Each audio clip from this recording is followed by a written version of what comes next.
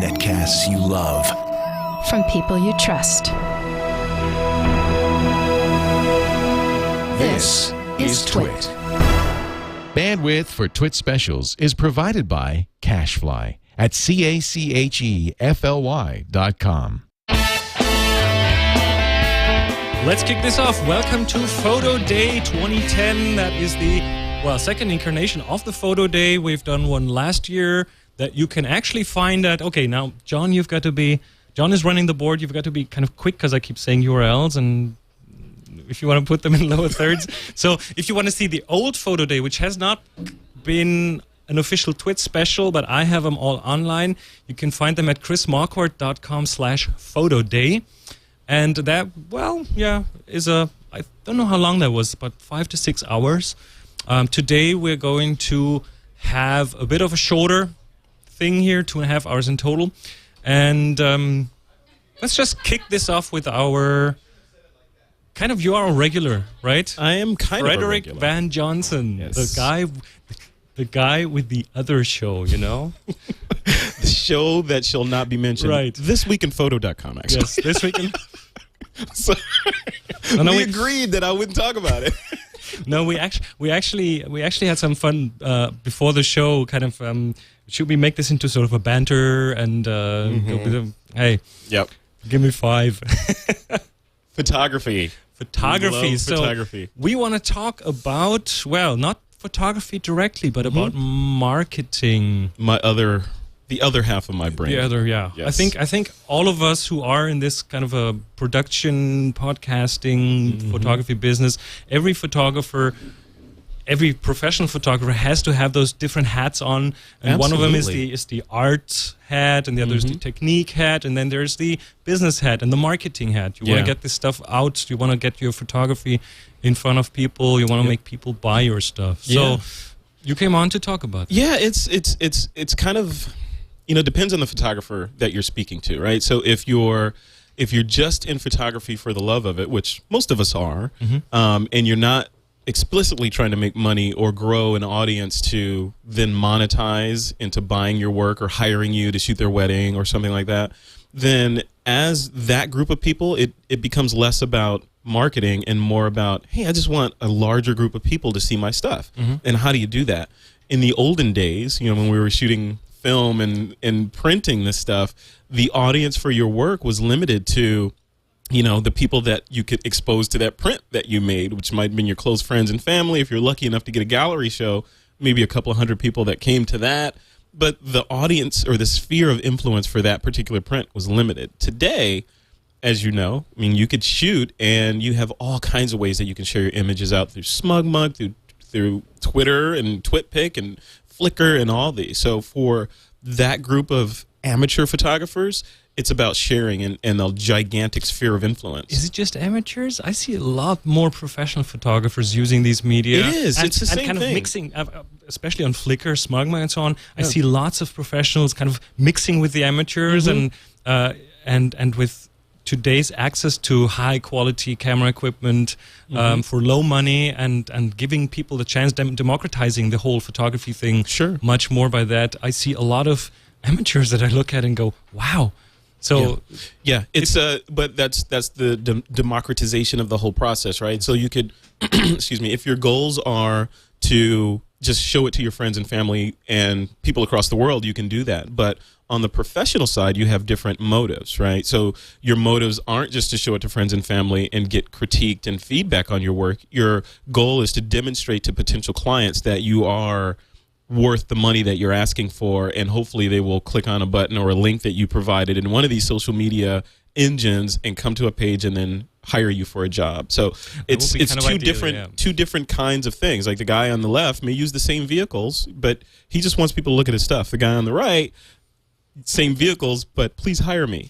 So the messages are different as well. And it's about attention mostly. Yeah, it's the attention economy. It's the main currency is attention. Because if no one's seeing your stuff, then tree falls in the forest. I know that with the workshops. I mean, getting the word out is the hardest part. Yeah. Doing a workshop that is fun is not that difficult. Yeah. Getting the word out for people to find out about it and to finally go and click that green sign up now button. Yep. That is the difficult But imagine part. that. Imagine if you were, so you have all these powers today. I mean, you run a very popular podcast. You are on Twitter. I've heard of it. So This Week in Photo. Oh, tips from the top floor. Yeah, right. The other show. But you run a podcast, so you have that engine. You're very active in social media, so you have all these different ways to reach people that are interested in Chris and the things that you're doing. So that gives you power. Now, if you rewind back to, say, I don't know, 1990. Oh, nothing. And you decided, hey, I'm going to run a workshop. Would you have been able to do that workshop? No. You would have, but you would have maybe advertised in a newspaper, maybe Craigslist. Was Craigslist around in the 90s? I don't know. No Craigslist in Germany, but similar stuff. Yeah. You're right. You would have done things that would not have gotten the word out, and people wouldn't know who you are. So your social cred would have been lower, which means you would have to have charged lower because you'd be an unknown quantity. Yep. So people wouldn't say, "Oh, that's Chris Marquardt. I want to go to his workshop. He knows what he's talking about." Listen to him for years. They would say, "Oh, who's this guy? I can't pronounce his last name, and he wants how much?" No. You can't pronounce and can't spell it. Exactly. So, yeah. If I look at how these whole things have developed over the last, let's say 5 to 10 years, Tips from Toffler wouldn't be around without social media. Yeah. Because I always wanted to do the kind of a radio thing, but then the only radio I would have had access to, I could have reached maybe 50 people, maybe 100 people, small university town, local radio station, 100 people at a certain time, and you could have become a ham radio operator, and totally, and reached a couple of people, every now and then, as you could bounce your signal off the ionosphere. And for some reason that didn't feel like the right thing. So yeah. So now you fast forward to today, and we have all these amazing technologies at our disposal. You could create a podcast from your phone. Well, maybe not your phone, but actually, well, wait. My iPhone 3G, even with iOS 4, it's kind of really slow, but I have recorded some of my latest episodes on that, but while being somewhere on a car park at the side of the Autobahn.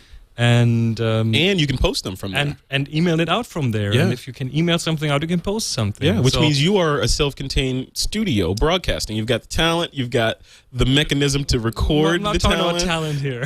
Well, it's subjective. But you have the mechanism to record it and post it. Yeah. And you've got the audience that wants to consume it. True. You couldn't do that before. You just plain could not do that. So, and all these technologies come together. And, people complain about, it doesn't do this, doesn't do that. There's no HDMI out on my iPhone, all this stuff. But if you step back and look at it, you have amazing powers. And the business models that have been created by these companies in just Silicon Valley let you do things that were just completely fiction just a few short years ago. Oh, yes.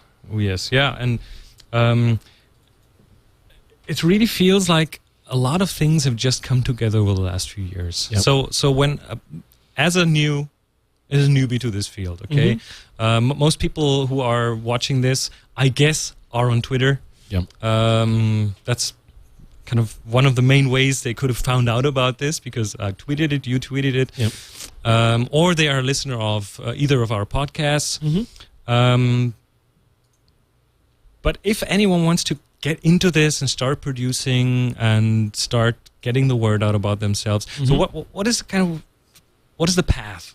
Well, there's two paths, right? So, there's more than two, but two main ones that stick out in my head. That first group, if you're a professional photographer, advanced amateur, and your aspirations are business, so that's different than if you are just trying to make friends online or trying to expose people to your work. And I'm just pretending. Obviously, I know what these. Just saying. He's a pro. Don't let him fool you.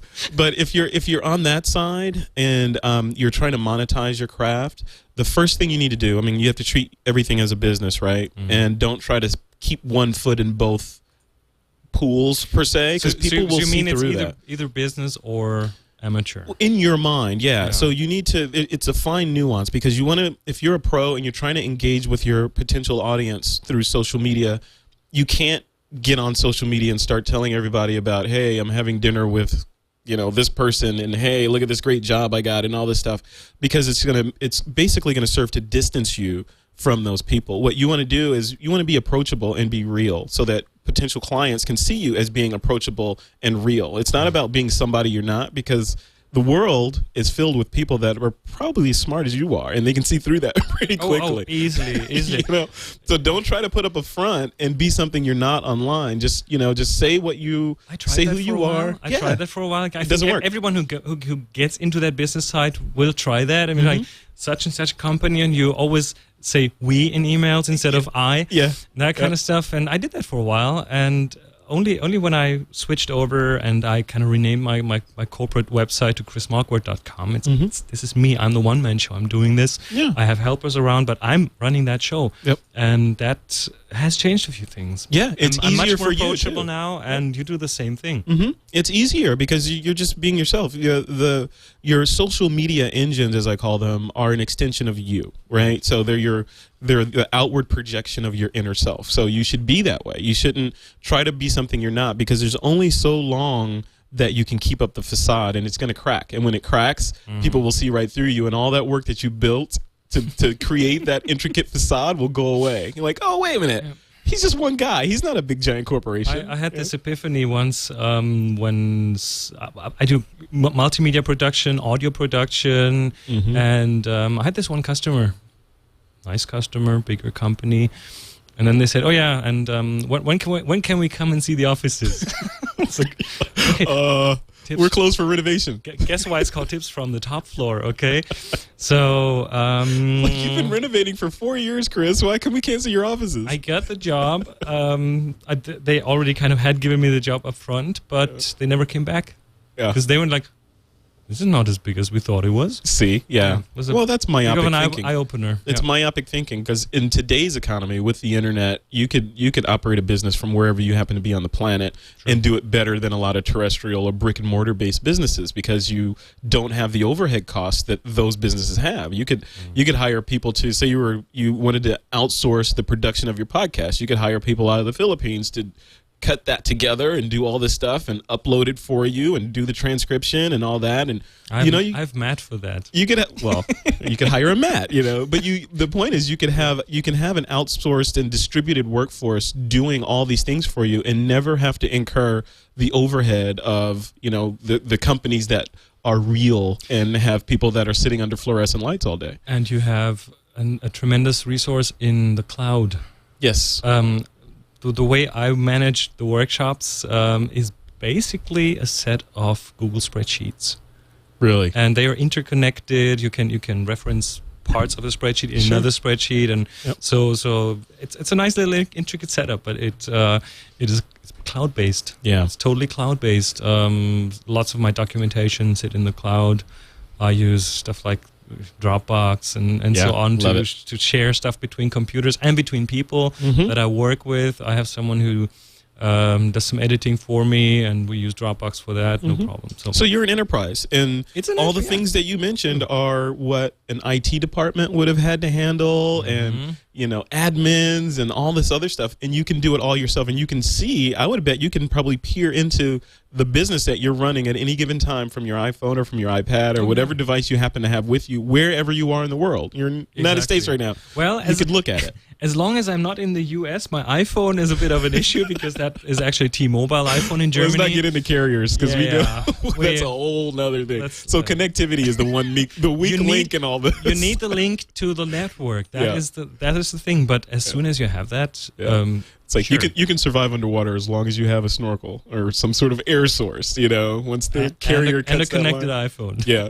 So that's the first part. The other piece of advice I would give to the folks that are on the business side and looking to leverage social media, taking a page out of the internet marketing playbook, you need to have a way to communicate with your customers and your potential customers. You need a conduit of communication, and don't rely on, I have this many Facebook followers or I have this many Twitter followers, because all that stuff is fickle. Those are hollow calories. What you probably want to do, or what you definitely want to do, is make sure that you're building up an email list of your potential clients. And how you do that There's many different ways to do that, but one way is to give something away in exchange for the email address. And sort of internet marketers have been doing it for years. Like, hey, download my free report in exchange for your email address. Email marketing is still one of the most effective vehicles out It there is. In the online world. It is. It's magical in some ways, especially for online distributed products. Now, if you're, like a photographer and you're a service-based business and you're trying to get wedding clients, you can use it as well, but it's really effective when you're selling stuff online because the path of prospect or suspect to prospect to client is very short. It's a click away, and it's a screen where they enter a credit card number, boom, and you've converted somebody. On the outside world, it's, say you're advertising in a magazine or something. They have to look at that, they have to remember, and then they have to get back to the computer and then punch it in. It's not going to work. If there are 2 minutes in between reading it and having to do something, you lost them. Yep. But then on the other hand, I'm still trying to be very careful about the selling part of it, because if I do this, okay, there might be mailing lists that are there to advertise stuff. Then there might be some that are there to provide news to people about something, which again might be a form of advertising. And then there's one I started called A Bunch of Links that I haven't done in 2 months. I was about to do this like every month. That is only there to give people some fun stuff to read about photography. And I read the blogs. I get like so and so many feeds in my Google Reader, and then every now and then I run across something that I think is really interesting. I star that, and then later on I go through them and I compile them into this one list of things, 5, 6, 7 topics, links to stuff. Yep. And I'm not doing this to market stuff. I'm doing this to give something away. Right. Or to share some of the information that I find interesting. And there are a lot of people who are interested in that. So people sign up to that because they kind of know that they are not being sold to. That's the thing. And that's the thing. So one incorrect way of thinking is that, okay, I have a mailing list and I'm going to shoot out a mail to them and make them buy stuff. Buy this, buy my that, product. Or it's the end of the quarter and we haven't made our quarter. Send out a blast to everybody and see if we can't convert a bunch of people into sales. Stupid, right? The way that you do it, the effective way for email marketing, or one of the ways, is think of it like a bank account or a savings account. You have to input, or give. So you're giving information, you're giving tips and tricks about photography, you're giving marketing tips, you're giving, hey, I just found this thing out. Maybe interspersing some personal stuff. You're like, hey, someone stole my camera, whatever, stuff like that. And then in the midst of the stream, you intersperse a offer, where you may say, hey, you guys have been following me. Now I have this ebook or something, that I'm selling. I want to give it to you for 20% off. Now it's not like you're just some random person that came on selling them. They know who you are. You've been giving, and subconsciously they're like, well, we trust you. You've built up equity, and they're like, oh, I may be interested in that, and I trust Chris, so I'm going to buy that thing. Rather than you just coming out of the blue and saying, hey, I have a cool ebook I want to sell you, So you have to build up equity in any kind of relationship. It's relationship marketing, RM. It's relationship marketing, and it's a very important thing to have a good community running around. So I remember maybe some of the old Tips from a Top Floor listeners will remember that I think back in 2006 my studio was burgled. So I remember that. They took whatever 5,000 euros worth of stuff. And me having been pretty new in business back then, it was not insured. So the community came to the rescue. They started a collection. They started a donation thing. I wasn't even involved in that. And all of a sudden, they had collected almost 4,000 euros for me. That's great. That is insurance. Yep. And that blew me away, and that's a story that I'll never, ever forget. That's your community, that would not have happened had you not built up a community. And again, back to the social media engines, you would not have built up that community without the social media engines. They saved my butt. And giving, right? And this was before you no monetization. You had just given out, given. So you built up all that equity with people, and they wanted to help you out and give back. I call it the karma principle. It's here's my little karma bank, and I put stuff in, I pay stuff in, I make deposits without expecting to, and it doesn't work in a way that you can go there and say, okay, now I want to do a withdrawal. Yeah. Doesn't work this way. Right. But you make deposits and sometime, sooner or later, something will happen. Yep. And it'll be something good. Yeah. Something will come back sooner or later. And I think that's one of the nuances between this stuff, because it's very difficult to say, okay, I'm going to start a business and I'm going to be really genuine about everything, because the whole point of starting a business, of course, is to monetize something, right, whether it's your time or a product or something.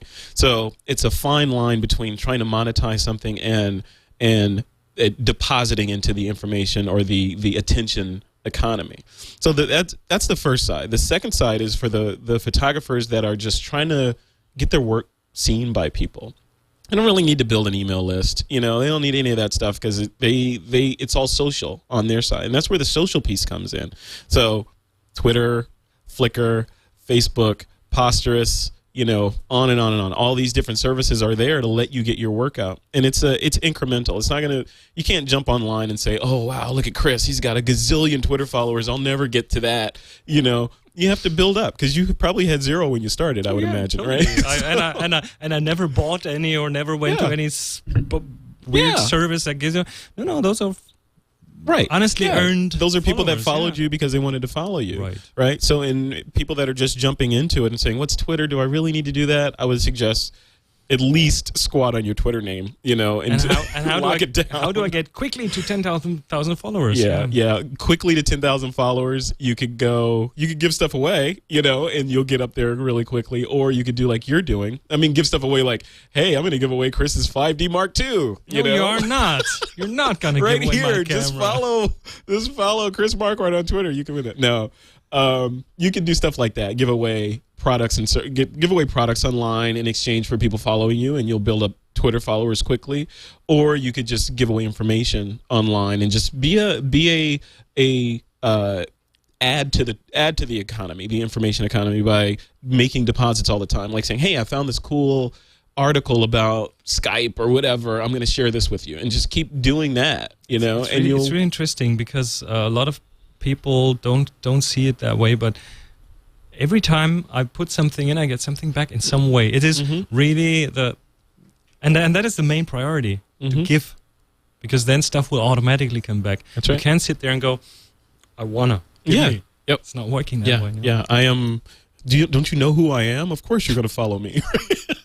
Yeah, that's not going to work. That's not going to work. So it's two. If I leave it with anything, there's at least two pieces here, right? So put yourself in one of these categories. I would say to the watchers and listeners, put yourself in one of these categories. Either you're an advanced amateur or an amateur photographer, and you don't care about monetizing your work at all, and you just want to build your sphere of influence, or not influence, or just people that can see your work, because you want people to see your work. And for those people, I would say definitely it's exposure.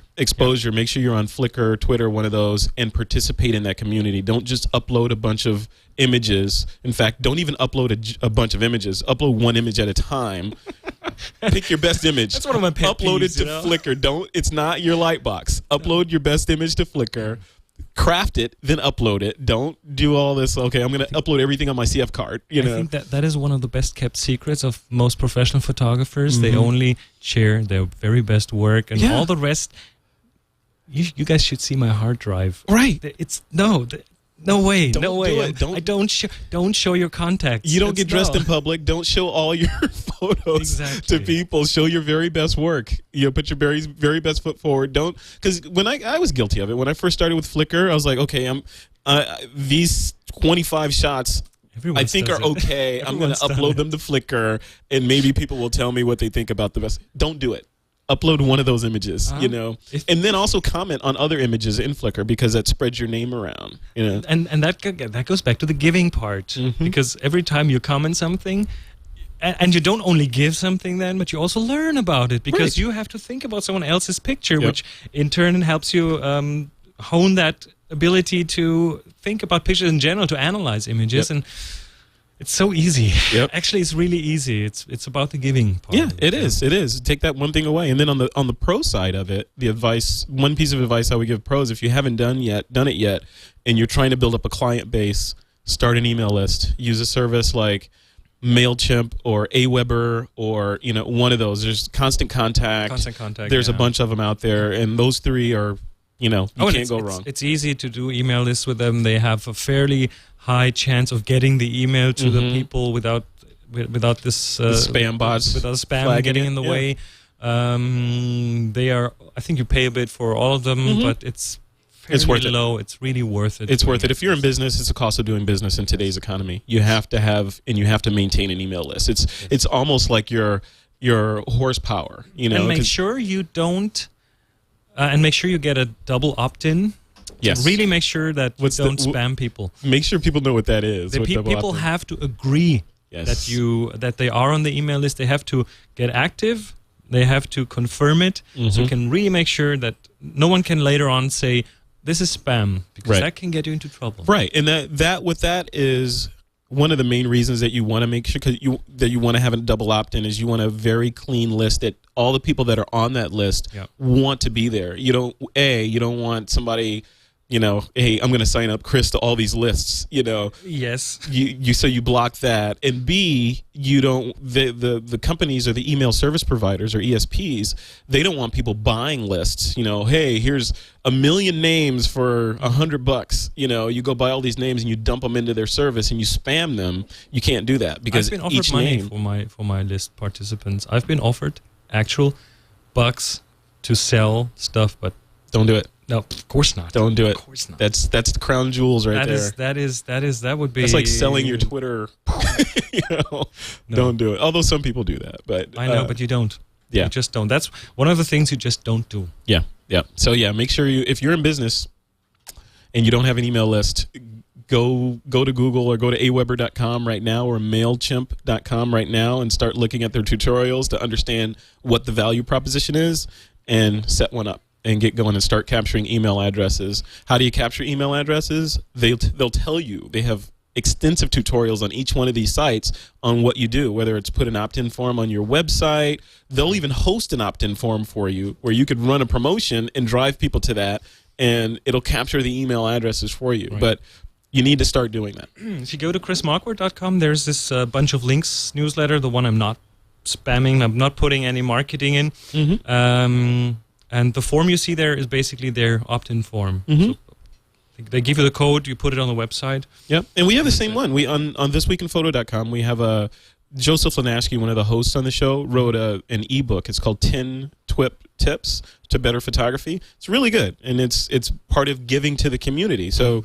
in exchange for an email address, you download this PDF, which is awesome. It's a pretty good deal. And read it. All you got to do is boom, boom, boom, done. You're done. And it's at right on the front page. So. And the other thing you have to do is give all your subscribers an easy way to unsubscribe. Yes. So I think the standard that has emerged is that on every single newsletter you send out, there's an unsubscribe link that makes it really easy for them to leave. Yep.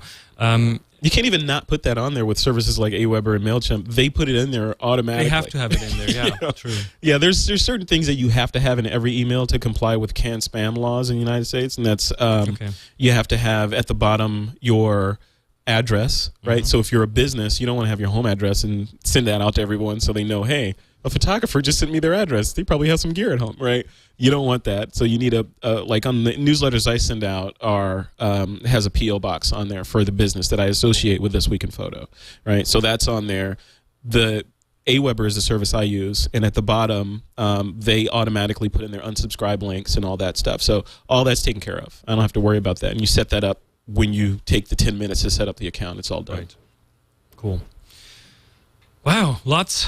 Well, actually, it's not that much. It's two things. Don't forget to give. Yep. And get this email list going. Yep. That's it. And we talked half an hour to get to that conclusion. I got more. I think we're almost out of time. Yep. Frederick, I appreciate you being here. You are again, quite welcome. And I'm here every year for you, man. Yeah. If Leo lets me come on every year, I'll keep doing that. I have a live request for you, though. I'm going to put you on the spot. A live request. Okay, put me on the spot. I want you to come on as a guest on This Week in Photo. You don't have to ask. All right. Of course. You heard it. Yes. You heard it. I'll be on This Week in Photo. All right. Yeah, cool. Sure. Yep. One of our next shows in a couple weeks. On the other show. The other show that starts with a T. Yeah, well, we are all... No, we like each other. Thanks for being here. You're welcome. Good to have you. Ouch, I just tripped the microphone. And yeah, Photo Day continues in a while. We're going to get the next guest on, and let me see if I can answer a few photo questions. Sure. All right. Thank you, sir. See you, sir. Cool. Photo Day Part 2, Photo Day 2010. Don't confuse that with Photo Day 29, which we did last year. That is, all the video is up at I'm forgetting to speak. Oh, it's up there. chrismarquardt.com/photoday. Thanks, John, for putting in the lower third. He's awesome. And yeah, you can see everything we did last year, and this year it's a bit shorter, but yeah, having fun. And this is part 2, and I have a guest that I want to geek out with about something fairly basic, which I guess will turn out to not at all be basic. You might know him from his show Maxwell's House here on the TWiT network. Ray, Maxwell, hi. How are you doing? I'm Good to be doing here. pretty good. Thanks for making this possible. I've been watching Maxwell's House, and every time I watch it, I go, one day I want to get together with him and geek out about something around photography. And when this photo day came up, that was like, okay, gotta ask you. So you are a color scientist, is that true? Yeah, I'm an electronics engineer who, for the last 7 years of my career, prior to that, I was vice president of engineering of a $70 million company, but I wanted to end my career doing something that was very near and dear to my heart. I was interested, had been an amateur photographer since I was 10 years old, and was interested in the graphic arts, and I did some support work and post-production work and ray tracing stuff for several commercial photographers here in town. And so I got really interested in color, and specifically in the printing industry. So I went to work for a company called Creo, which eventually, shortly after I left, was bought out by Kodak. Oh, okay. And it did laser-based equipment that did both computer-to-plate printing plates and very high-end proofing. So I was hired by the company to do color science and work with the color scientists who built the media at places like Imation, Kodak, DuPont, and Fuji. So the question that we want to talk about today is so basic that I'm almost embarrassed to ask it. What is color? That's the question. Well, let me, I'm fairly famous for digressing into stories. So we have about half an hour. This is a short one. About 20 years ago, when I got interested in this topic, I decided that I'd study color for a couple of weeks, and then I'd be an expert on color. Well, 20 years later, I'm still studying color, and it is like a great onion with layer after layer. Right. And as you study it, you peel off another layer, and you find another layer beneath that. And just so you know, some of these layers can cause tears. And I'm about 10 years into this process, and I'm at exactly the same situation. As soon as I learn something new about color, it's a bit, it feels like voodoo. It feels like magic from the outside because there's so much to it. So where do we start? How do we start? All right. Well, let's start with what is color. And you have to understand, and I'm going to, everybody tends to think about color as some kind of objective, measurable thing. Yep. And they think about it, that's red paint, and the color is the paint. That's not true. The color in the final analysis is a sensation in our brains. It's a subjective thing. And it isn't a truthful thing. In other words, our eyes and brain, the way it processes the electromagnetic radiation that comes into our eyes is, well, for lack of a better word, isn't very accurate. It's a very subjective process that happens in our eyes and our retinas and our brain, and gives us a sensation that we refer to as color. And by convention, we talk about this color's red and this color's green and so forth. But right. So the eyes are not a scientific instrument. No.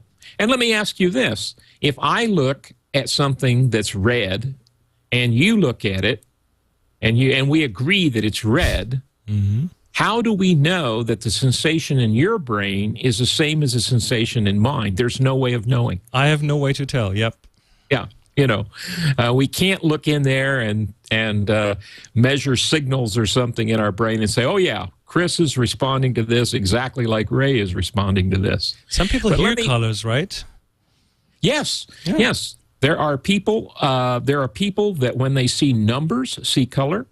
There are people that hear sounds and see color. And that has nothing to do with drugs at this point. That is mainly down to the way they're wired. That's right. That is a condition in their brain that there's cross-wiring between the visual cortex and the audio processing part, or the visual, other visual shape processing part, and they have color sensations when they're stimulated by either shapes and or sounds. Right. So it's quite an interesting phenomena. Now, the thing you have to learn in photography is that for a color print, there are three things that are required for you to be able to see color. And color doesn't exist until you have all three. The first one is an illuminant. So we have lights of some kind. It may be studio lighting, it may be sun lighting, it may be lighting reflected off the clouds or whatever. But each of those different kinds of lighting have different spectral properties. In other words, they have all of light is electromagnetic radiation. It's in the same family with radio waves, but it's a certain band of electromagnetic radiation that runs from 400 to 700 nanometers. And I've got a picture of it up on our GoToMeeting right now. And the 400 nanometers is the deep blue end of the spectrum, and the 700 nanometers is the red end of the spectrum.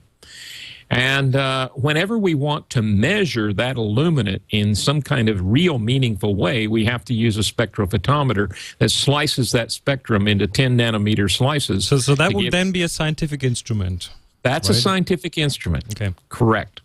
And by measuring that, we can then map using a model of human vision and predict how a human being will respond, assuming certain fixed conditions about the level of the light and everything, because all this is dynamic.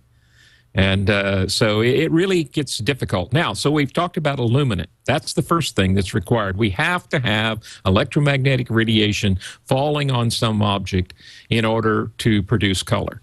And the illuminant affects our perception of that color. Now, the next thing is we have to have a colorant. So we have to have a dye. It may be a dye in a photograph. It may be a pigment from an inkjet printer. Whatever, there's some kind of colorant. And what it does is it absorbs part of the light in the spectrum and reflects part of the light in the spectrum to cut out part of the spectrum in some way so that only the red light or the green light or what have you gets reflected back into our eye. So the process of seeing a color actually means that the color that we see is only part of the spectrum that falls on the color that we see. So it takes something away. It's a subtractive process, right? Yes, the colorant, and that's why we use, I won't go deep into this, but we use cyan, magenta, and yellow dyes. And cyan is minus red. It absorbs red, but not green and blue. That's why you mix green and blue, it looks cyan. Okay, magenta is minus green. All right, and so it subtracts out only the green light, and it reflects the red and blue light. Right. And then we have yellow, which subtracts out the blue light and reflects red and green light. So, because when we print, when we have a white piece of paper, it reflects all parts of the spectrum.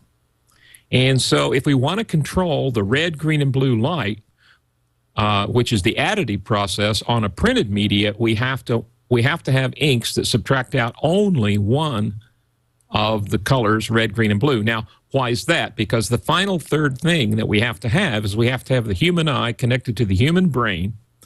And it turns out that they did some experiments, and they found out that the human eye has pigments in it that respond to red, green, and blue light. Now, color scientists don't say that. They say it responds to short wavelength, middle wavelength, and long wavelength. They always have to be very serious and very, yeah, I know, like doctors with their own language. Yep. Right.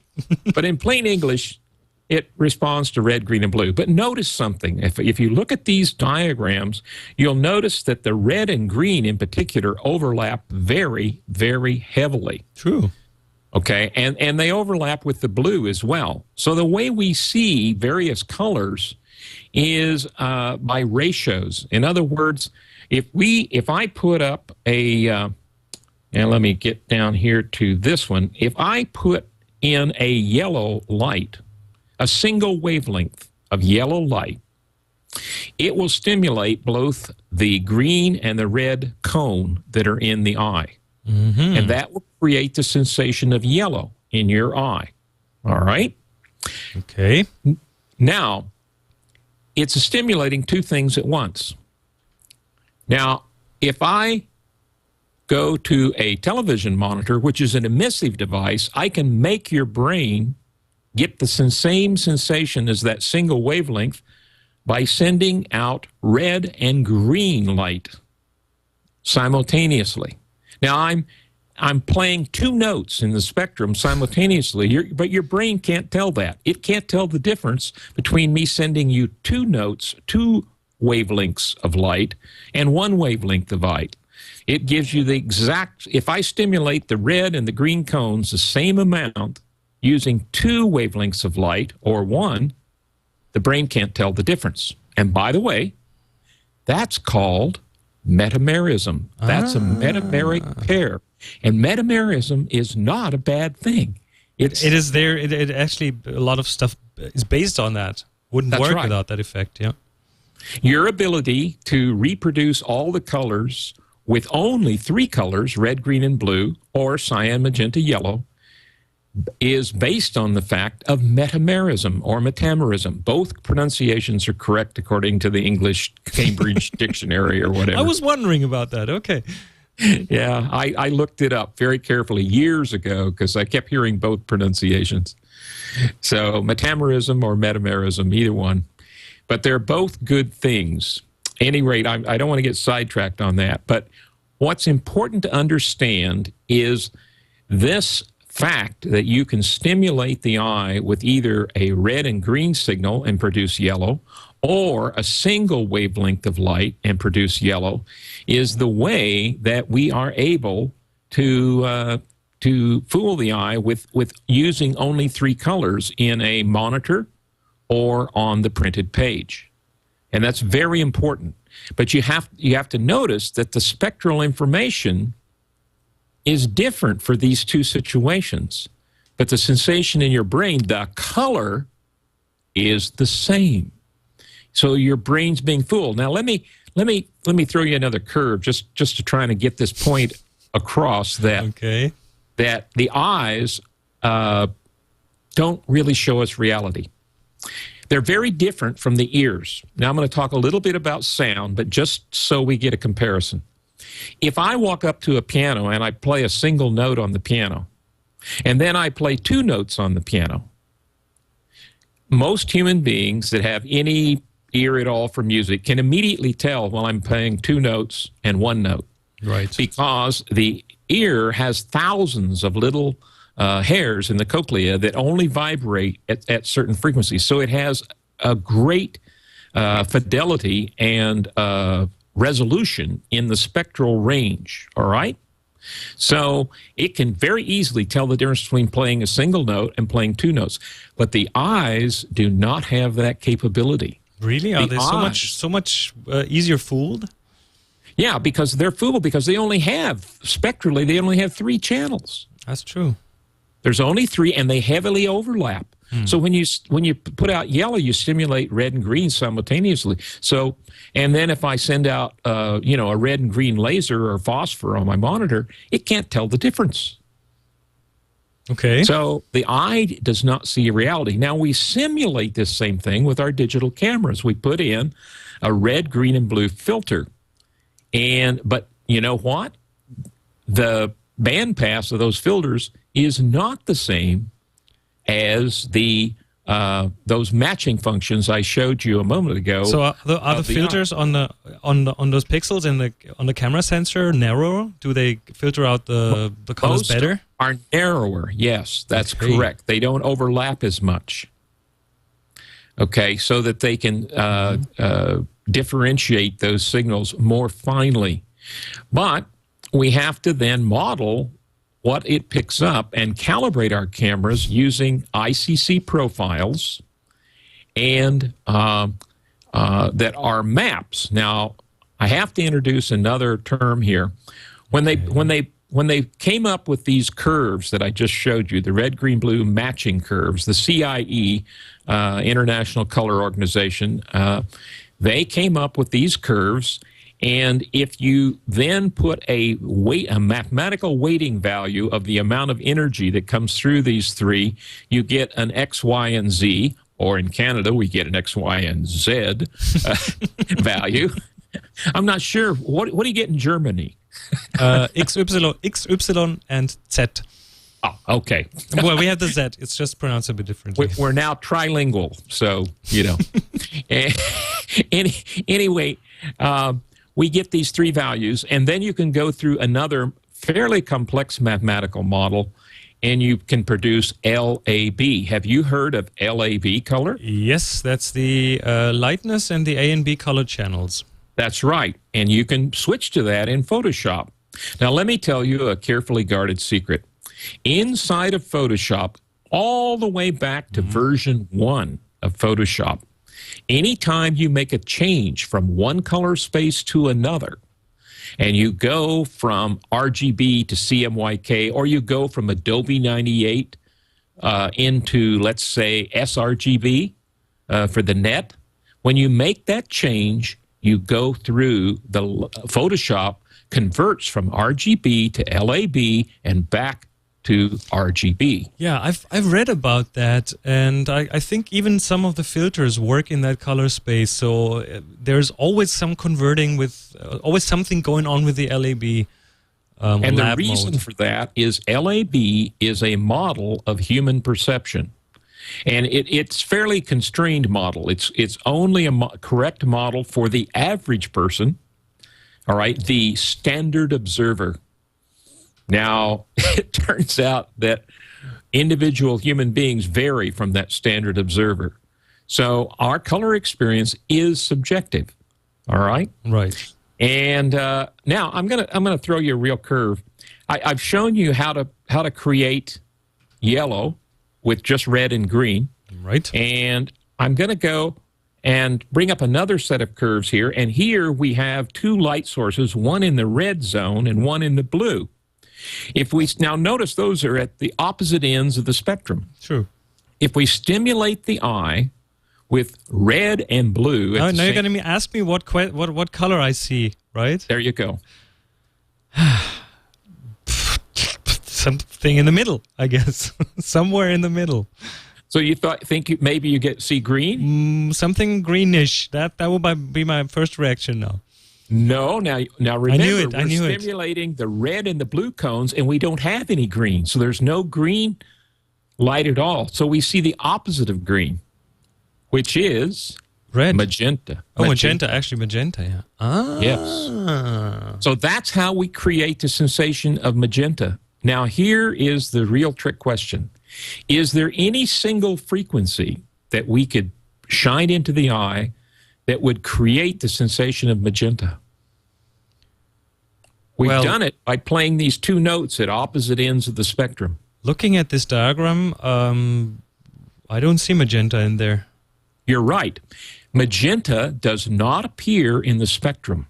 Wow.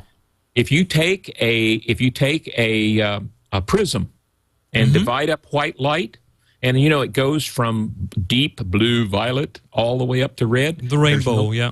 There's no magenta because there's no single frequency that can produce magenta. Magenta in the spectrum doesn't exist.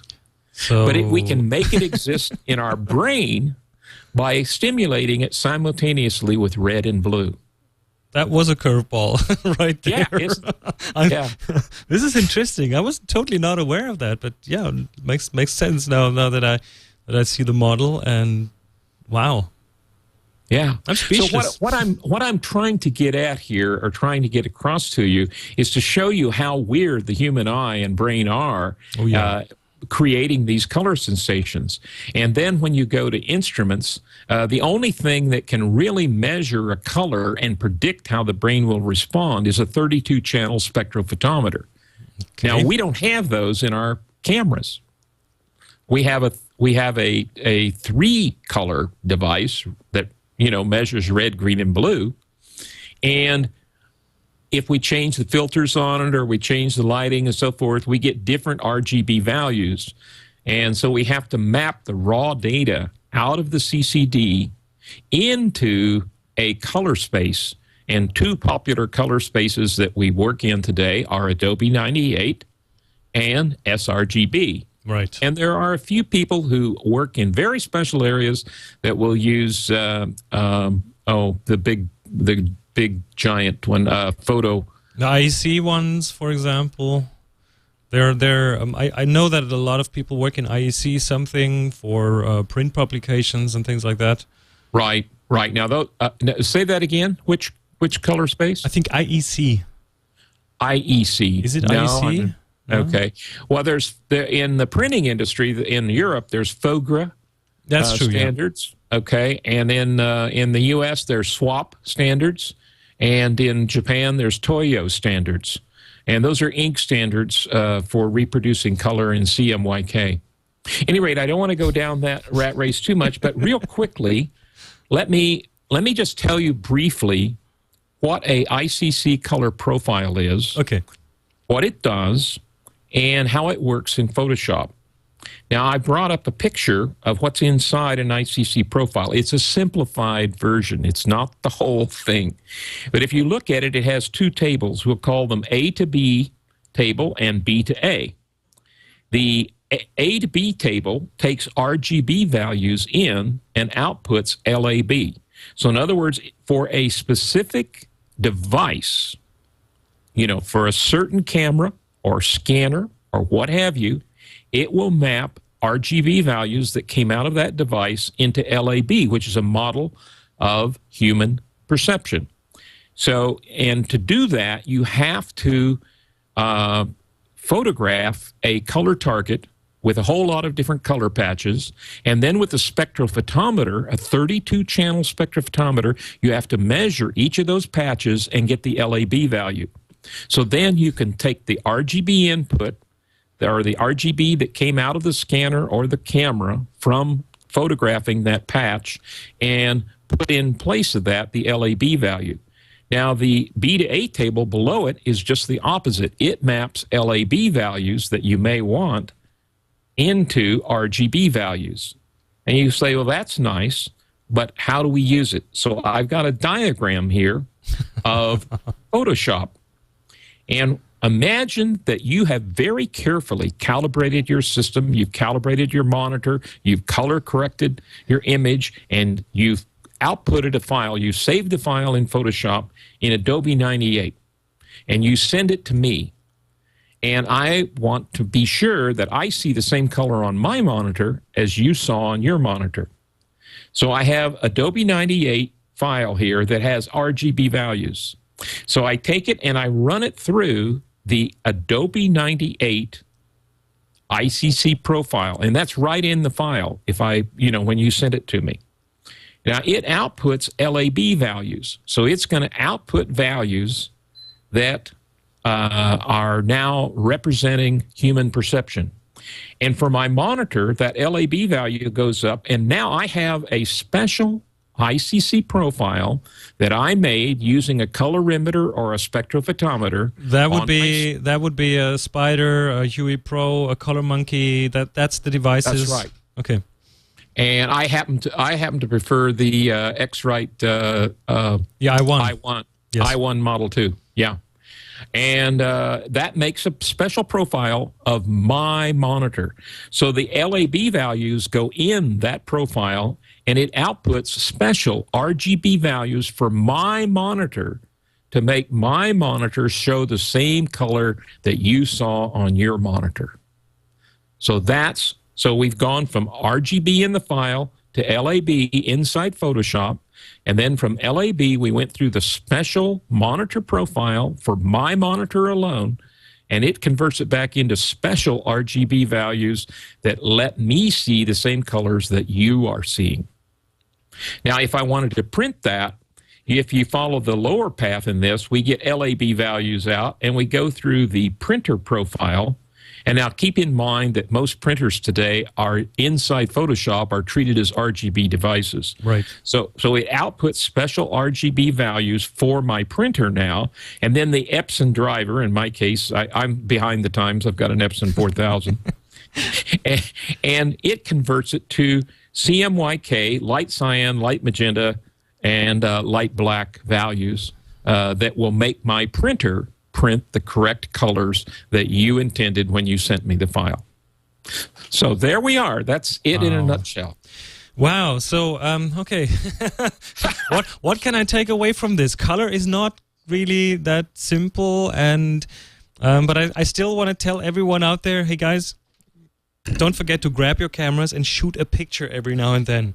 Yes. It's this is highly interesting stuff. So, let's do a short Q&A session here with the audience. Sure. I have one question that came in from Windwatcher. He says, I use a color monkey. I've calibrated paper, display, etc. Why would I and others find my prints darker than the display? Okay. First of all, I have to tell you that due to the fact that emissive devices like monitors don't reproduce color the same way as a reflection print, Yep. it is extremely difficult to get monitors and printers to exactly match. You can get them close, and what's more important is that they're consistent, because you will eventually learn when you get a certain look on your monitor how it will reproduce. And what's important about calibration, the first important thing about calibration is that it is consistent. In other words, your monitor will drift over time and your printer can drift over time, but if you do these calibration steps, at least the difference between the two will be consistent. Now, it is possible to get very precise matches between a monitor and a printer. But let me tell you, I did this when I was at Creo, but let me tell you what I had to go through to do it. When I made the proofing profiles for our proofing printers, and these were Epson printers, I would spend on average a month editing a given profile For until one I got profile? it exact. One profile, all right? On top of that, I worked in a room with controlled lighting, with the entire walls painted gray, okay, with a very expensive, controlled, reflective light source right. that was D50 lighting. D50 back then? D50 back then. Okay. The monitor was set to D65, and let's not go down that rabbit hole. It's okay. Okay, but by the way, I wore a black shirt when I did this work because I didn't want the reflection of my shirt in the monitor to throw off my color perception. Okay. I had this special viewing box for the prints that I was comparing to the monitor. What I'm saying is this is non-trivial, and by the way, I use spectrophotometers that cost $10,000. Right. So the thing that gets you towards good color, that's most important, is to calibrate and have a consistent monitor. It will not match your prints exactly, but you'll very quickly learn, when I see this on my monitor, this is the kind of print I get. And you'll learn, through your human, skills to adjust for that. But what's real important is that the viewing conditions be constant. Whatever you do, don't have a window to the outside world where you're viewing your prints. Okay? Yeah, that can really throw you, yes. Yeah, you need a viewing booth if you're going to be serious about this. So, all right. So I think that answers that question. But in general, I think we also have to really understand that on the one side, we have a monitor, which is more of a light box, and on the other side we have a print that is reflective, and those are just inherently different ways to create color, right? Absolutely. The one is a light source shining at you, and the other is a light source. Well, it's not a light source, but it's reflective. It's like an iPad and Kindle, right? Yeah, exactly. Yeah. Right. Okay, one more question that came in earlier from Tracy Taylor. Always used a gray card to help get the color right. Then seen some pros using IT8 target. Is there an advantage? So that would come back to, the gray card that you can use to white balance, to kind of align the color channels in your camera. And then there are these, color patches, targets that have like 24 or even way more color patches that you could kind of, I think, build a profile out of, right? This is an excellent question. Here I got one too. I don't have it here, but that's the color checker passport. Right. Maxwell. This is the X-Rite color passport, and it comes with a special piece of software that lets you build a Photoshop or Lightroom profile for your camera. It also has a gray card in it, and let me tell you a carefully guarded secret. For years, we all bought 18% gray cards from Kodak, and this was back in the film days. And they are not spectrally neutral in all light sources. So don't use the old Kodak gray card, the 18% gray card, to neutralize your prints in Photoshop. This gray card that's in the color checker is spectrally neutral. In other words, if you take a spectrophotometer and measure the gray across the whole spectrum, you'll see that it's absolutely flat. They went to great lengths, X-Rite and Greytag Macbeth, to do that. But your old Kodak 18% gray card, if you do a spectral reading on it, it varies across the spectrum, and so it changes color with light source. Right, and but is it really? I mean, okay, that thing, the color checker, costs about $100. Yes. I have a gray card that I use a lot, which is like a letter-sized gray card that was maybe $10, and I find that to be good enough for most situations. Maybe it's not as super calibrated and as super neutral, but for like 95% of my shots, I can totally go with that. That's right. Plenty good. Let me explain. The other thing is, one of the things that's quite funny I find in the printing industry is, here's a printing industry, and they then say, hey, I want, and the standard phrase is, I want a dead nuts match. Yep. You know, I've got a proof here, and I want the printed thing to be a dead nuts match. Well, if I said I want you to machine a part that's 4 inches long, and I don't specify a tolerance, what is a dead nuts match to 4 inches? Or there's always a tolerance, right? Or 25 centimeters. But how often do you hear color toleranced? There is a way to do it. It's called delta E. It's in the LAB color space, and there are different ways of calculating delta E. But what I'm saying is, it depends on how demanding you are. For the majority of amateur color work, that Kodak gray card will work just fine. But if you have a very fussy customer, and let me tell you, when I was in the printing industry, the fussiest customers on earth were the printers that printed brochures for automobiles, because the paint on an automobile in the brochure had to match the paint that people would see in the typical showroom in showroom lighting. That makes sense, yeah. Yeah, and if it didn't, boy, if our proofer didn't do the right things from the people printing for the automotive industry, we heard about it. Cool. So sometimes that napkin might be good enough, right? That's right. Okay. Yeah. Cool. Very cool. Ray, I think we're nearing the end. Wow.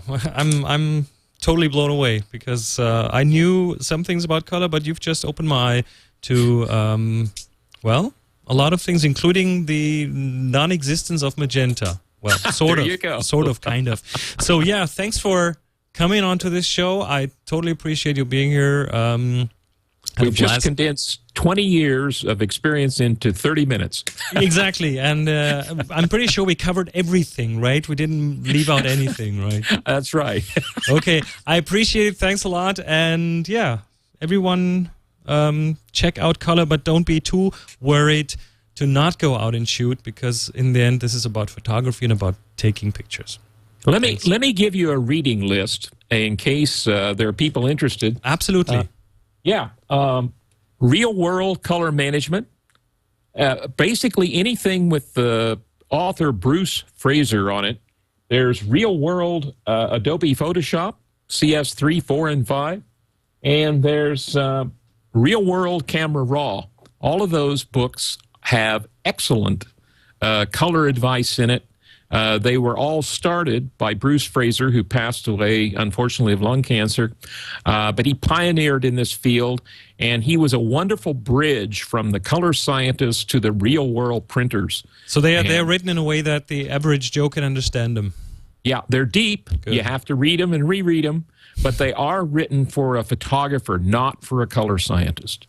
All right. So books by Bruce Fraser? Yes. Now, there's co-authors there. Jeff Shuey is now picked up the mantle and is writing the newer versions for Bruce in his absence. Real-world color management. Yeah. I'll have to look into that. Yeah, they're excellent books. Okay, cool. They're thick. They're thick ones. Heavy duty. I've just seen them, yeah. Kind of almost scary. You know, with today's attention span, maybe they should come up with a kind of a tweet-based 140-character version of it. Right. But, well, let's see. Okay, Ray, thank you so much for being here, and yeah, let's hope to do a repeat of this next year and maybe get you on again. And I'll be watching Maxwell's House on the TWiT network. Well, Maxwell's House is no longer on now. It's no longer on? No, unfortunately, we couldn't find sponsors for it. Yeah. Oops. But I am going to appear on other shows, and occasionally I appear on another unnamed show with a guy named Frederick. That's true, yeah. So I'll be watching you there, and I'll be getting you on for the next time. All righty. All righty. See you. Thank you. Bye now. Bye-bye. Welcome, everyone, to the third part of Photo Day 2010. If you remember last year, I did a Photo Day 2009. No, it was 2009, I think. That's the way you said it, 2009. And you can find that over at chrismarquardt.com/Photo Day. My name is Chris Marquardt, and yeah, this is Photo Day 2010. And we had the marketing part where I talked to Frederick Van Johnson about marketing your photography in a social media space. We talked to Ray Maxwell about what is color, which is a super geeky topic, but I love that. And now let's get to the photography bit. And for that, I have invited Sean Galbraith from Toronto in Canada. Hello. Hello, Chris. How's it going? It's going great. Great to have you on. So, thanks for having me. The reason I got you on, well, there are several reasons why I got you here on this show. One reason is you have been on my show, and we've been 3 times talking. Yeah, 3 times. We had a 3-part interview where we talked about getting your stuff in a gallery, getting your photography out there in front of people. And the reason I got you on for that topic onto my show was that you actually did have a gallery. Yes, at that time, I was the co-owner of a photography gallery here in Toronto. Since that time, we've closed up, but the advice was still valid, I think. And the name of the gallery was Gallery DK, as the letters D and K. Correct. That kind of points myself and I have 4 partners that I have a photography, an urban exploration photography collective with called the DK Photo Group. And we've been shooting together for 5 years, and it led to us opening our own gallery space in Toronto about 2.5 years ago. Right. And DK obviously points to decay, right? Yeah, just phonetic for decay. So this is what we want to talk about today. The other reason I got you on is that I'm going to hold a workshop in Toronto in September, and the topic of that workshop is urban photography, which kind of includes a lot of things you can do in an urban environment. Talking about street photography, we talk about. Leo's peeking into the door. Hi, Leo. Hello. We're talking about street photography, urban photography, cityscapes, and urban exploration, and that is your main specialty, urban exploration. So, let's just have a look at what is urban exploration. What does it mean? Urban exploration generally means going places you're not supposed to go. Okay. In the broadest sense, it's taking advantage of urban environments in a way that they are not necessarily intended. For me, that takes place in usually abandoned buildings. I recreationally trespass in them. For other people, it's going into drains and storm sewers. For other people, it's climbing buildings and construction cranes. Really, if it involves a prohibition in generally going there, it's usually considered sort of urban exploration. Okay, so derelict buildings, old factories, old spaces, abandoned spaces, basically. Very much so. Yeah. Okay. What are the kind of things you find there? Well, it depends on the type of building. And the question is, isn't that just boring? Isn't that just a lot of old dust? I'm being provocative here because I've done some of that. So yeah. To some people, it would just be a bunch of old garbage laying around in a place that should be torn down. But looked at another way, and the way we look at these environments is that these are spaces that were once important places in people's lives, be it an abandoned church or a factory or a school or hospitals, and simply because they have long since passed their prime as a usable building, or they've stopped being used for what they were intended for, doesn't mean that they stop evolving or that they stop having meaning. Especially in evolving into a post-industrial economy, we find that it's important to document these spaces while we can before they get demolished completely. And from a photographer's point of view, I find it intriguing to see spaces that are, well, not as tidy, not as quotes beautiful as a lot of artificially set up spaces are for photography. And I kind of like this idea of nature taking back the space that was taken away from it. So in some of those settings, you will probably see trees growing out of buildings and stuff like that. Quite often. We were in an abandoned factory in Niagara Falls, New York, just this past weekend, and the ground was completely covered in just black, sort of tarry goo mess. And out of the middle of it is a sprig of a new tree that's starting to grow up, and it's amazing. There's the cliche from Jurassic Park that nature finds a way is completely true. And this, just because these are inanimate objects, these spaces, doesn't mean that they are static. Weather takes their toll on them. Other vandals and other people take their toll on them, and they continue to evolve. And every time you go to a space, even the same space, it can look completely different, either from different lighting or from increased decay that has gone on since the last time you were there. So you have actually, together with your partners in crime. I'm not saying crime here in the literal sense, but you have actually come. Well, look, the legalities. Let's just leave the legalities of this out for now. But you have actually done a series on TV, a TV show about this called Photo Explorers. Correct. Now it's 2 years ago. We were over in Europe Filming a television series called what became Photo Explorers. It was 6 half-hour episodes.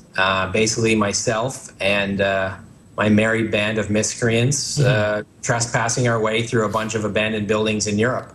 Every episode is a different type of building, and sort of shows what we do and how we do and why we do it.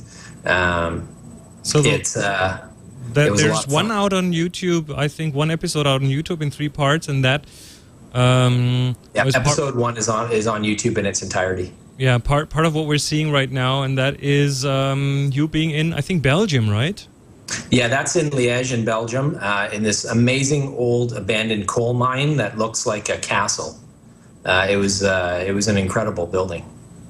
So a lot of fun to get into too. Yeah, I watched it. It was kind of lots of sliding down mountains on your butt. Yeah, it was the. Oh, you can see it right here. If you knew my teammate there, there was only one person who really it was going to happen, that he would fall down the hill with 2 cameras rolling, capturing it from both angles. It was going to be him. Well, at least he had a tripod with him as a walking stick replacement. Yeah, really helped. So, what happens in those buildings? I mean, okay, first of all, question: how safe it is? Is it? Safety can depend on a bunch of different variables. I mean, and it depends on the site. It can be, safety hazards can range from, floor collapses and ceiling collapses. It can be, security on site sometimes that you have to deftly avoid. It can be other people that you run into in these buildings. You never know.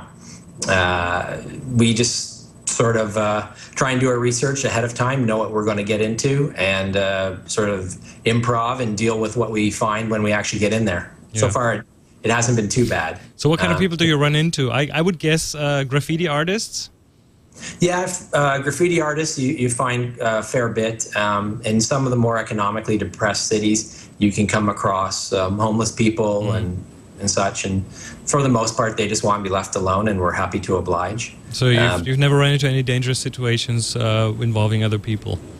No. Well, you're 5 and they're 1. That helps. Yeah, that certainly helps. And I'm 6'4", which also helps in carrying a big tripod.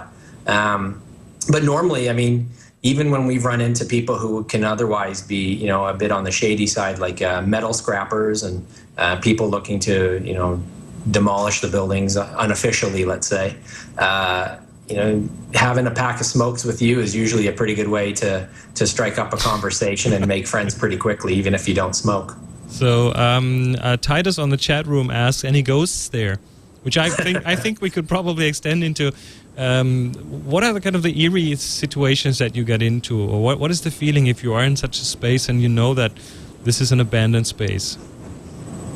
I'm not one to believe in ghosts or the supernatural in general, but I'd be lying if I said that I haven't been spooked in a building from letting my imagination get away from me. I mean, these buildings make some pretty creaky and creepy sounds if the wind's going through them just right, and it all depends on what you let your mind wander to. Right. But no, I wouldn't say that I've encountered ghosts. Well, maybe they've encountered you.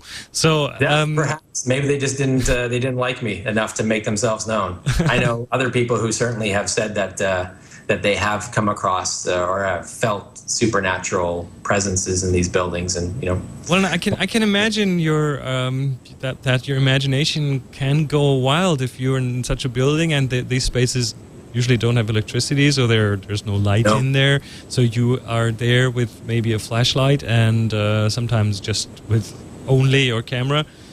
And yeah, I would probably be spooked in sure. I mean, especially if you're in a building that's completely pitch black and all you have is your flashlight.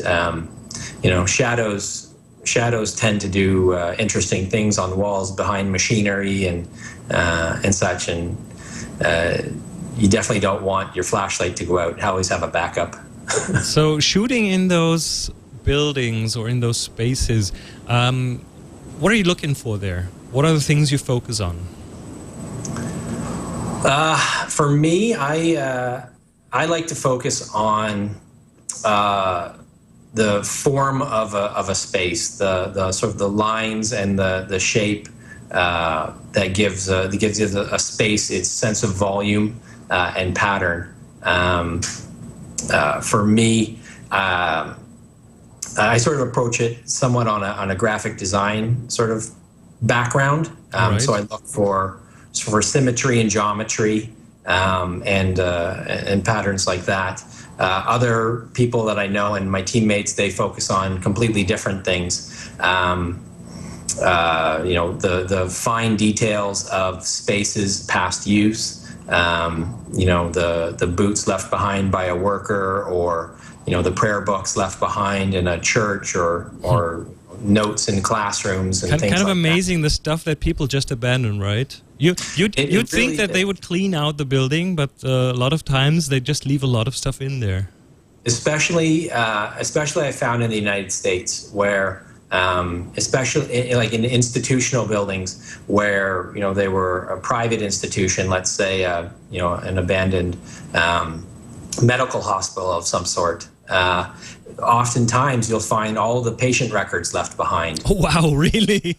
Oh yeah, quite often. Actually, when we were in Belgium, we were shooting the show just north of Paris in an old tuberculosis sanatorium, and the place was pretty much lined wall to wall with old patient X-rays. Wow. Literally thousands of them piled floor to ceiling, hanging on windows, taped to walls.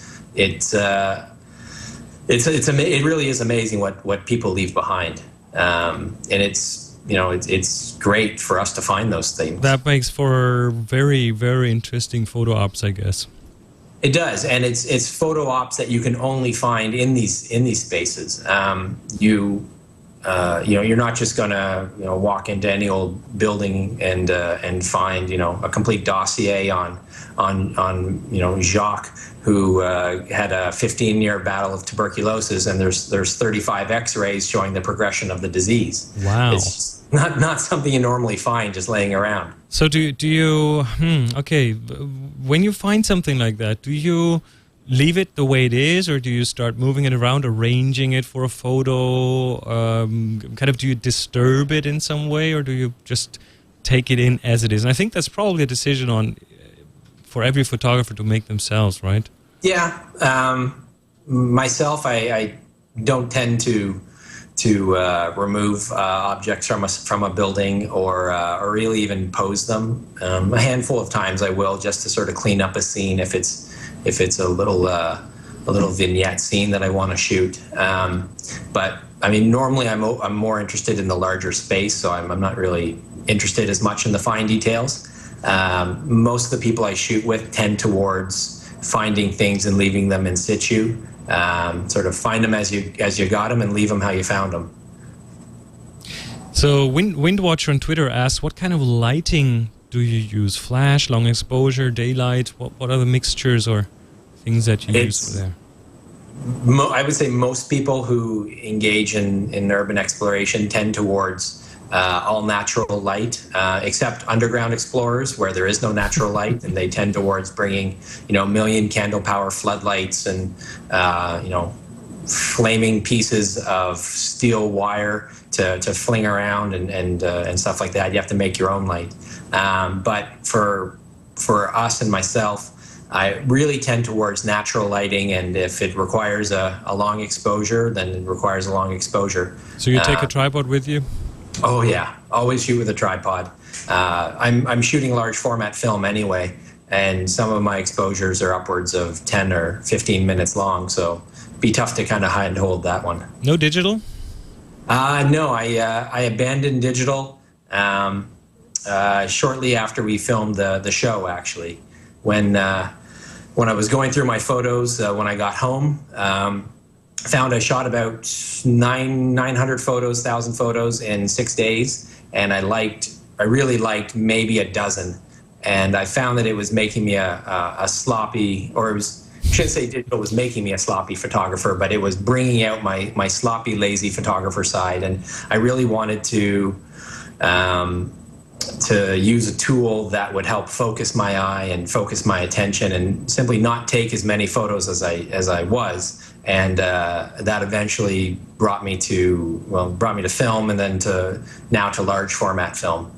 Yeah, that's actually a progression that I've seen, and if people following me on Twitter or on the show, they hear me talk more and more about analog photography. I still do like 90% of my work and stuff in digital, but there's something to be said about analog and the way it changes your photography to be more on the careful side, and to look at things with different eyes, I guess. Yeah, it's still a lens. It's still it's still a capturing device. Right. There's nothing different in that respect, but when you know that you're, in my case, I'll go out with maybe 10 or 15 sheets of film, and that's it. That's my day. I can't shoot 200 and hope I can pull something out of it afterwards. I have to be much more deliberate with my photography, and as a result, I'm getting a much higher shot percentage of ones I actually like, which I think it's making me a more considered photographer, a more I hope to be a better photographer. I hope it's improving my photographic eye. It's certainly improving my patience. So it's testing my patience, I would say. So you shoot mostly medium format now? I shoot a combination of medium format and large format. Oh, large format. Okay, I haven't done that step yet. I'm still the 35mm format on my digital SLR, and on some analog SLRs. I've got this one, let's say serious medium format camera, a Mamiya 645, and then the large format thing is.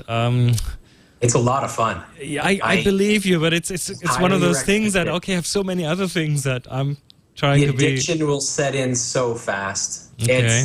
When I shoot, there's a question in the chat room. What type of camera I have? I have a 1955 Crown Graphic 4x5 camera that's in the background over there. So what dimensions are we talking about for large format? 5 inches negatives. How much? 4x5. 4x5. Okay. So the smallest of the large formats, really, for now. Okay. I like this camera a lot because it's easy to pack up and get operating very quickly. It's not what's called a monorail camera. We have to set it up, and I can shoot it handheld if I need to. I shot a protest rally a few weeks ago with it handheld, and it's great. It takes the negatives and the size that I want. In my exhibition prints, I usually do prints somewhere in the neighborhood of 40 inches by 50 inches. Okay. And even if I wanted to shoot and could afford digital medium format, the resolution just isn't there for what I want. And digital medium format compared to the film medium format is still smaller in terms of the sensor size. Yeah. When you're, I think the P65 back from phase 1, I think that works out to something like a 36-inch print at 300 DPI.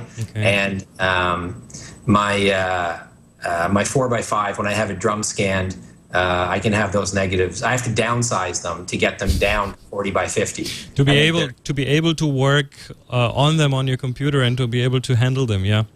Yeah, I still have an iMac with 1 gig of RAM, and the images I'm working with are almost 4 gigs in size. Wow, it's a challenge. It usually takes quite a while. And I can see quite a few frustrating hours to actually work on the damn things. Right. So your TV series is coming to the United States. Where will viewers be able to see that, and when? it's going to be airing on a station called Halogen, and it starts September 13th at 8:30 p.m. I believe it'll run for 6 weeks, and each episode, a new episode each week. And it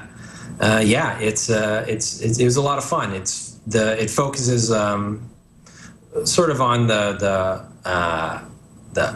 arty side of what we do, and sort of why we find these buildings interesting, and we talk about the history of the spaces that we're in, and it sort of follows us trying to get into them. And on one episode we meet up with a local friend of mine in Luxembourg, and we go exploring with him, and it's a lot of fun. So everyone watching this, September 13th at 6, was it? 8:30 p.m. 8:30 p.m. September 13th on Halogen. Make a note in your calendar. I think that's Eastern time. Cool. What's next? That's probably the most important question. Where do you go from here? Where do we go from here? What are the kind of things that you still haven't seen that you want to check out? Oh man, we've got a list of about 200 or 300 places right now that's on our must-see list when we get the budget to actually do it. How do you find these spaces? Are there like online forums? Are there mailing lists? I mean, I don't expect them to be like in your local newspaper. No, but as always, Google has all the answers. A lot of times it's simply a matter of typing in a city name plus the word abandoned, and you'll get lists of some spaces. If you want to do sort of the hard research yourself, get on Google Maps and follow the railroad tracks. That's where all the old industry used to be located, and now those buildings are gone because the industry's gone. Interesting. Go on Flickr. Flickr has the world map feature where people have geotagged photos, and just zoom into an area and type in the word abandoned in search, and you'll find spaces that people have gone. There's also websites and forums that you can network with other people who are engaged in such activities. So it's really like any other hobby. It just so happens that this one isn't the most legal in the world. So let's briefly touch on that part of it. Have you ever been I've been caught. Yeah. It's rare, but the law of large numbers means you're going to get caught eventually. The one time I've been caught was by a SWAT team and a K-9 unit who just happened to be using that building for training that day, and it was just the wrong day to go there. But it was completely catch and release. You're walking around the building with $1,000 worth of camera gear. They know you're not there to damage the space, or you don't have a bottle of spray paint in your can and your spray paint in your bag, and it's paperwork for them. They just said, crazy 34-year-old kids, just keep going. But we have to say in a lot of countries this is not a legal activity, and you can get into real trouble. As far as I've researched, pretty much every country except I think Scotland. Scotland doesn't have a trespassing law, which is I got to go to Scotland. There are probably a lot of old abandoned castles and stuff in Scotland. Yeah, and some old hospitals, lots of fun stuff over there. Oh. In the United States, it depends on which state you're in. They have 50 different states and 50 different laws. In Canada, it's not too bad. Just the best advice is just don't get caught. Okay. Well, you have this very, very clear disclaimer at the beginning of the TV show. Actually, when it aired here, there were 2 disclaimers. The network it aired here on Bravo Canada, and I guess they didn't think that the one warning that came with the show was strong enough, so they included their own warning before the warning. That basically said the same thing. Which I think might actually lead to making this even more interesting. It's because it's forbidden. I know when I see a no trespassing sign, that's like welcome, Sean, come on in. So how? Yeah, I mean, okay. Do you just walk into these spaces? Are there like holes in fences or tunnels or? Usually there's a hole in the fence, if there is a fence, a window is left open or a door is left open or a wall is missing. It's usually not too difficult to find a way in. But, if I can't find a way in, I'll just, walk away and check it out another time. I'm not about to break into a building just to see it and take some pictures. I'm not interested in a felony charge if I get caught. True. I can do a misdemeanor, no problem. So I did a bit of a light version of that yesterday. Oh yeah. I was in San Francisco on Treasure Island, which is an old military installation, and there's still a lot of boarded up buildings with paint chipping off and roofs caved in, and an old gas station with like pumps and stuff, and an old truck, and that was all kind of open to access, so I didn't have to climb into any building. Actually, they had like asbestos warnings on some of the buildings, so I wasn't too keen to go in there anyway. But even from the outside, that was very, very interesting. So anyone who is in San Francisco, has not been to Treasure Island to shoot, check it out on the if you go on the island, on the back parts of the island. There is quite some interesting stuff there, quite some derelict buildings, rusty stuff, gritty stuff, chipping color, and just stuff falling apart, which is very, very interesting. I completely agree. It's that's the typical stuff that you find in these spaces. The peeling paints, the sort of great lighting, things like that. It's really interesting stuff, and they're shots that you can only get if you take the chance and go into these spaces. Absolutely, and some photographers I've seen take models with them, because that's kind of a really interesting contrast if you put people in these environments. I think you are more on the documentary side, but I guess there are photographers who also want to use these as sets. Yeah, we've come across models and sort of professional shoots from time to time, and they go in there with lighting rigs and reflectors and all that other stuff. It's not my thing, but I try to pack as light as I can in case I have to run as fast as I can. Okay. All right, Sean, thank you. To begin with, so I don't weigh myself down with more than I have to. Well, me too. I travel light, one camera, one lens. That usually does the trick for me. So, thank you for being on the show. I think we have to wrap this up. The next show here on the TWiT network is about to start, and I thank you for being here. You're welcome. Very interesting insight. Again, where can people find you? You are at SeanGalbraith.com. Yep. And on Twitter, my public feed is Sean Photos. All right. And I'm going to see you in September for an awesome workshop. Definitely. Right here in this space. Thanks a lot. Hopefully it'll be a little bit brighter when you're here. Well, you have a very distinct look on this screen. I like this. It's kind of very, very interesting. Different than the fully lit from all sides. Yeah, who needs quality lighting? I think that's awesome. I think it's awesome. Okay. Sean, thank you so much. You're very welcome. Have a great day. Take care. All right. I guess that was it for the Photo Day 2010. I have to stick with the 2010 and not the 2010. Everyone on the chat room, on Twitter, thank you so much for being part of this, for being with me through the marketing, the geeky part, and the photography part. Thanks again to all the guests. I want to do this again. So I have to talk to Leo to do this at least once a year. This is so cool here. And especially as every time I come here, the studio looks different, and there's new toys and new gadgets and other people. John, thank you so much for running the board. You're very welcome. It was a blast. Great job. Let's do it again. I want to do it again. Okay, so I'm signing off. Who's next on? The show coming up is This Week in Radio Tech. This Week in Radio Tech, which I haven't watched yet. So, I might watch from the outside while waiting for the video to download. Do you have to stop anything to finish the recording? I will when we're done. Okay, then we're officially done. Thank you. I'll stop the recordings now. Bye-bye.